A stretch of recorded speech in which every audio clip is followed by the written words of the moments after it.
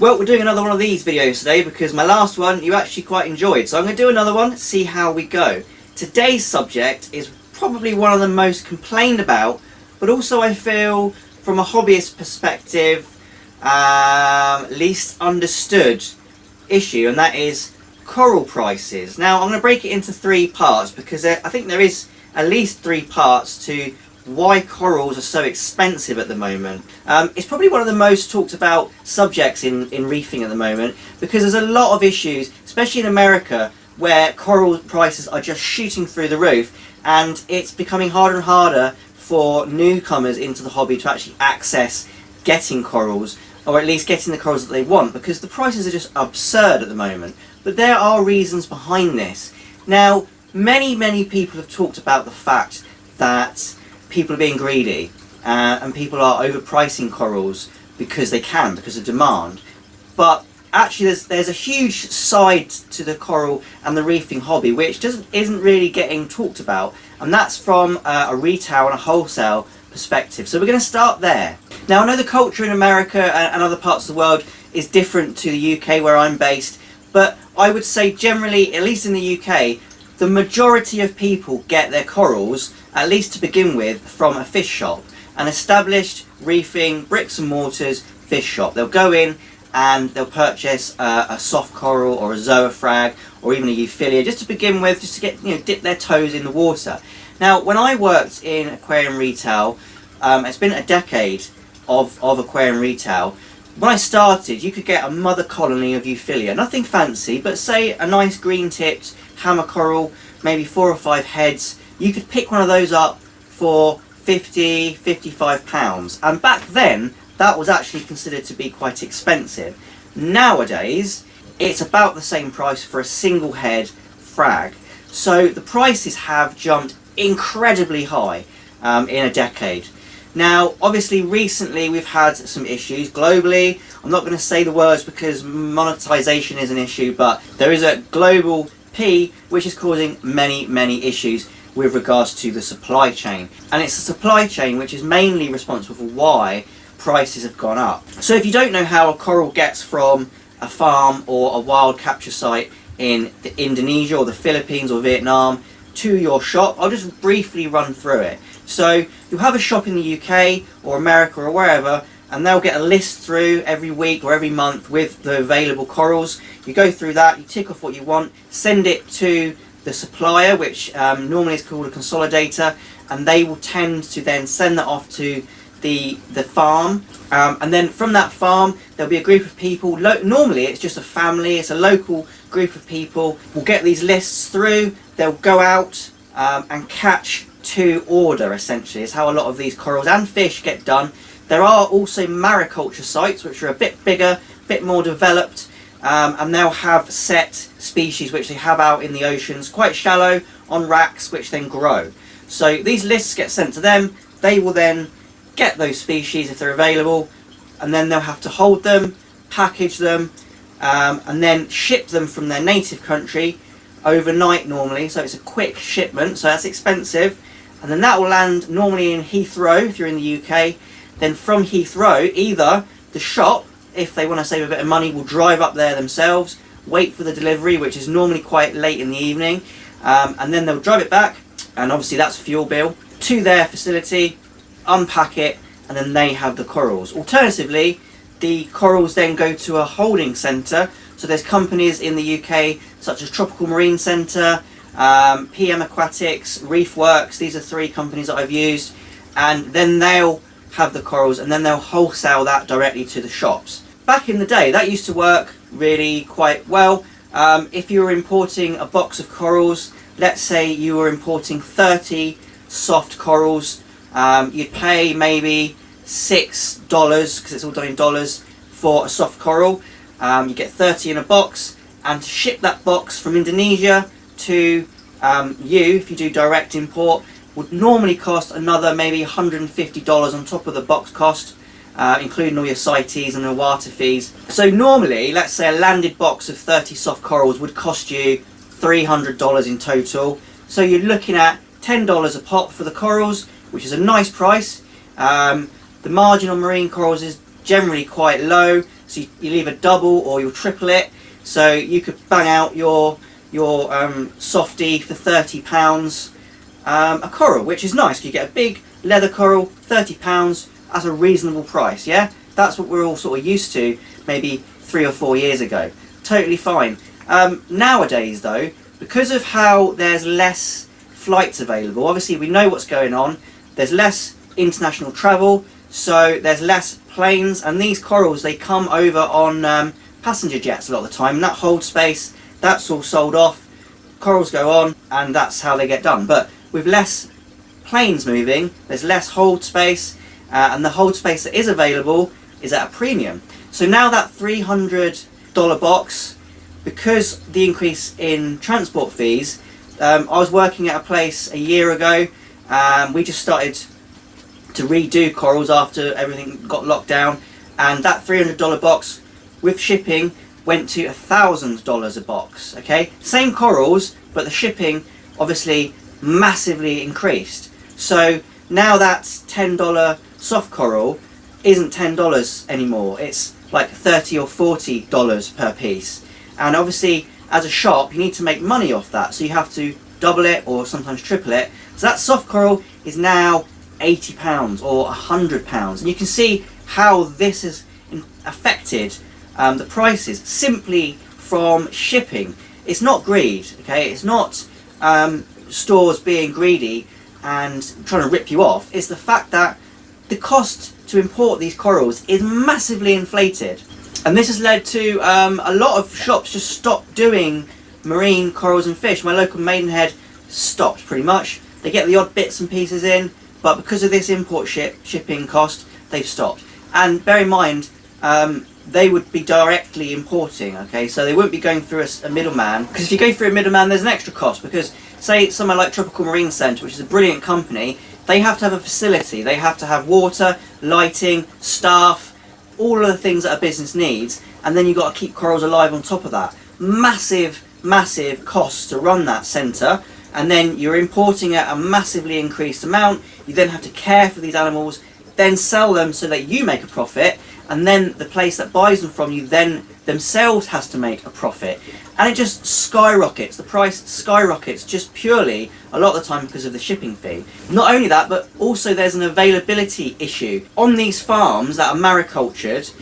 I mean, for starters, wild caught stuff is pretty much going out the window these days. There are still some places that are doing wild catching, but there's lots and lots of regulation, which is good for the reefs. They don't want people to wild catch corals anymore because it's damaging. It takes from the wild stock. We don't want that, and I think as a reefer you would agree that that is a bad thing to do. We do not want to deplete our natural reefs that have enough pressure on them at the moment. So everything's really going over to mariculture, which is, as I said, racks in the ocean with corals growing on them. They're growing under natural sunlight in the ocean, basically an artificial reef, but then we can harvest it. Issue with this is, up until recently, Indonesia banned all corals, whether it's mariculture or whether it's wild caught. Luckily last year they reinstated the maricultured stuff. I think the wild caught stuff is still sort of iffy, but then that hasn't really helped because obviously the shipping issue. Secondly, there's a thing called CITES, and this is especially important in Australia, where a lot of the premium corals come from. Just like everything really, it's regulated, and CITES will say you can take X amount of euphilia per year, and these capture sites or these farms have to apply to send off their quota of corals. We had a lockdown, and at the moment, from someone I've been speaking to, there is a bit of a glut of corals at these farms, not just in Australia but around the world, because they haven't been able to ship for a year or two. So the coral farms are bulging with corals at the moment, but CITES still have the same export amounts. So even though they've got a gluttony of corals in their farms, they can only send a certain amount of corals out from those farms, which, you know, it makes sense. But what that means is, because we've all been starved of corals for a year or two, the demand is massive. The corals that they can ship are now at a premium because of demand, and that's obviously just business, capitalism, business, demand, price, they meet in the middle and they go up, right? That's how it works. So when the shops do get corals in and they do price them at 80, £100, somebody's going to buy that because they want that, they've got the excess money, and then you set a new bar for pricing, don't you? It sort of goes up and up and up, just with everything. If someone's willing to pay that price, that's the price the corals become.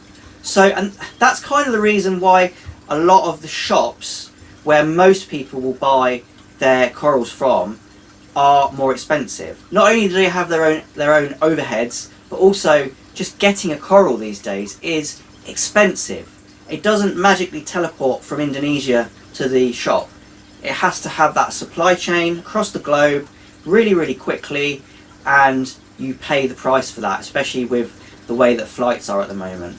So the next part is something I'm really supportive of, and that is aquaculture of corals. And I'll just define what I mean by aquaculture compared to mariculture. So mariculture is when you do it in its native environment, in the middle of the Philippines, on a sand bed with racks, corals, ocean, sun. Aquaculture is like this, I suppose, when you have fish tanks or trays of tanks, trays, whatever, in a facility where you are artificially growing them away from the ocean. That's aquaculture. And that is done quite a lot throughout America, as far as I'm aware. It's also done a lot in Europe, but there's two sort of flip sides to that. The main problem with aquaculture in Europe is we don't have very good weather here. Okay, our summers are okay, but during the winter it can get very, very cold, which makes it a lot harder to aquaculture anything that is tropical in Europe. Whereas in America, I think a lot of it is done in warmer climates, so I guess Florida, areas which doesn't really get too cold during the winter period, so you can use greenhouses, you can use natural sunlight, you don't need to heat the room for the site, so costs are a lot lower. Now, I'm supportive of aquaculture because it takes the pressures off of the reef, and that means that there's less wild caught stuff. Unfortunately, one thing it does do is those families in Indonesia and Philippines that are setting up their mariculture sites, it does take business away from them.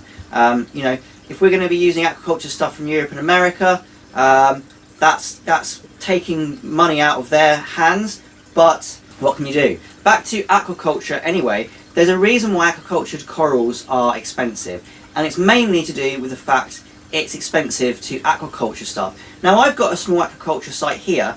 I aquaculture macroalgae, marine macroalgae. And just for reference, okay, so I'm in the UK, I have to heat the tanks. I've got, let's say, 2,000 litres of water. My monthly expenditure on electricity for heating and lighting is £120. My salt expenditure is £100. So that is not a lot, okay, but if you think for a small unit that I am, my overheads are, say, £230 that I have to pay, plus then we've got water testing, we've got fertilisers, we've got fish feeds, so on.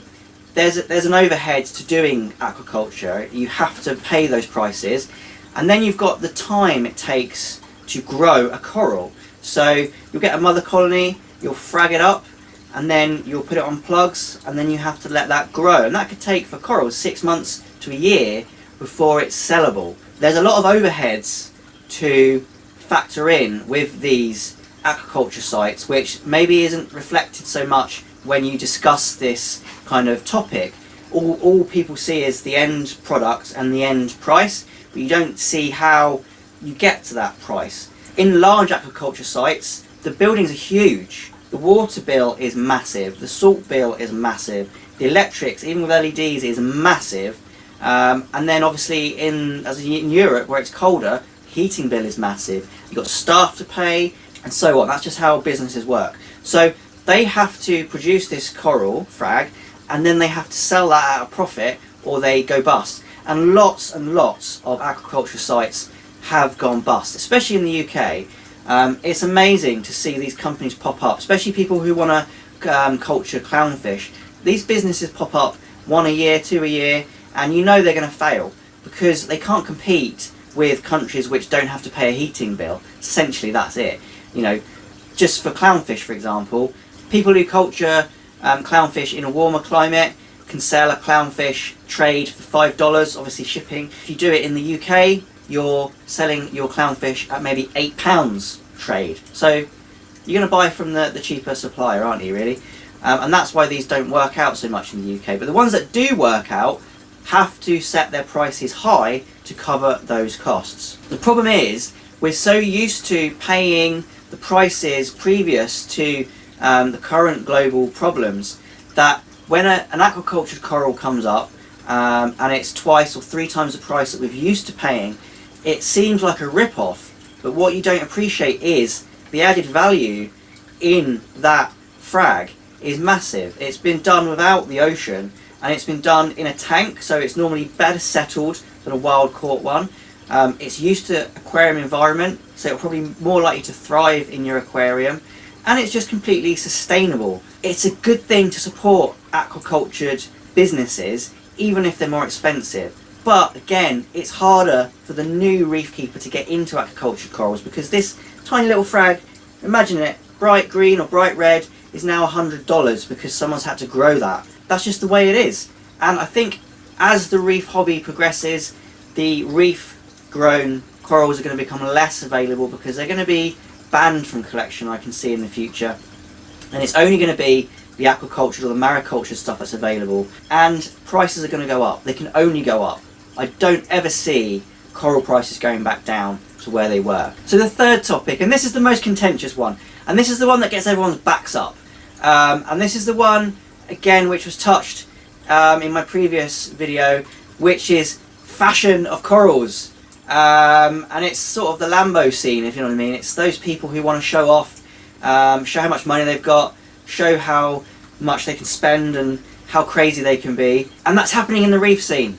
And it's not something I get involved in because I don't care about having the most expensive coral. Couldn't care less, but lots of people do. It's fashionable to have a glass box nano aquaria which looks like it's been filled with radioactive waste. Fashionable. I don't like it, I hate it. If you like that, more power to you. I don't think it looks particularly natural. I don't think it looks particularly good. I don't want to look at something that looks like someone's thrown loads of sweets in a fish tank. But people do, and that is what is driving up the price essentially. That and price gouging. So social media is a lot to blame for this issue because people like to one-up each other to get likes, to get views, to get whatever. And to do that you have to consistently push the boundaries. So if somebody shows a bright green coral and that gets 100 likes, you're going to show a bright green coral with a yellow dot in the middle which will get 150 likes. And this snowballs, and people read into this on Instagram, on YouTube. People push the boundaries, and suddenly, and these really basic frags which were £5, £10 ago are now pushing £30 ago because somebody on Instagram has said it's a galactic snowball laser beam radioactive gumball zoa, and now it's $30 as a polyp rather than being $30 a colony, and this is just unacceptable really. I think having imported these zoa colonies, and they're big, okay, you can get a big colony of zoas, or you used to be able to anyway, from Vietnam, reds, greens, yellows, you know, sometimes blues, and that was $30 for probably 200 or 300 heads. Now some people are charging that for 1 or 2 heads, and this is ridiculous. And it's not really fueled by aquatic shops, and it's not so much fueled by the trade and wholesale side of the hobby. It's fueled by the hobbyist side of the hobby. In a way, hobbyists are ruining the hobby for themselves, and it's really frustrating because from a trade perspective I know that these prices are massively inflated purely because a lot of it is social media influencers, people on Instagram particularly, just taking the mick when it comes to prices. And then that's followed by hobbyists who have them in their aquarium and they just see the dollar signs, and then they'll cut up their colonies into 1 or 2 single heads, and then they sell them on for £30, £40 a head. Some of them are £100 a head for one red zoa. Stupid! I don't know why people are doing it. Well, I do know why they're doing it. It's greed. And the only way to stop this is to stop paying these prices. There's no reason why they should be that price. Zoas aren't particularly rare. Zoas aren't particularly slow growing. Mushrooms aren't particularly rare or slow growing. Even bounce mushrooms, I mean, they're not that nice. I don't like, why are you paying stupid prices for a bounce mushroom just because some bloke on Instagram thinks they're good? He probably owns the shop that's on Facebook that you're buying them from. He's probably the one that's inflating the prices. Just don't buy them, and then the prices will go down. I mean, I've explained in the previous two sort of sections of this video that there obviously is an increase in price in corals. There are reasons why corals are going up in price, but there is no reason on this earth why a couple of heads of zoas or mushrooms should be over £1,000. There is no reason why that price should even exist when it comes to a soft coral. It's all to do with fashion, it's all to do with social media, and it's ridiculous. One of the problems that has led to this as well is the changing culture of the reef scene. The reef scene in the UK still is a bit like this. It's not as bad as it is in other countries, but back in the day, and I'm only going back a decade, before that it was even nicer, people used to trade with each other for not for profit, but for enjoyment of the hobby. You used to trade corals, whether yours is nicer than theirs, doesn't matter, you're just trading for your collection to exist, for your reef tank to expand. But now, people, rather than being friendly with each other in the reef scene, they're being greedy. Rather than seeing their zoa colony as something they could maybe swap for someone else's acans or whatever, now they're seeing pound signs in their eyes. More and more people are trying to rip each other off rather than have a nice community where you can just do trades and swaps. It's definitely a paradigm shift. I don't know whether it's because a lot of the old school reefers are leaving the hobby, you know, dying or just leaving it for whatever reason. But the newer generation, obviously brought up, I'm just like an old man moaning about the young generation now, but the younger people are more influenced, I guess, by that whole culture of shiny corals, expensive, showing off to everybody, and that is just pushing that whole sort of toxic scene in the reefing community of profit over the reef community. And it's sad to see. I suppose the only real way to get out of that would be to not buy from these sellers who are pushing the prices up for ridiculous reasons, and support your local aquatic shop more. And they're not going to rip you off at your aquatic shop, especially not a good one. Fish shops, they're going to make maybe, if they're lucky, 50% on a coral. It's more 30%.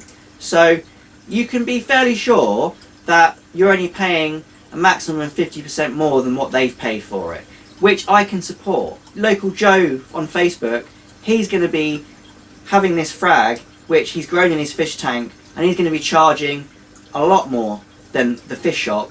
And also, he's not had any overheads for this coral. He's just ripping you off, he's making his money, and he's destroying the reefing hobby. So, support your local shop and buy aquacultured corals. Thank you for watching, especially if you watched to the end. I much appreciate it. If you haven't already, please subscribe to my channel and like this video as well.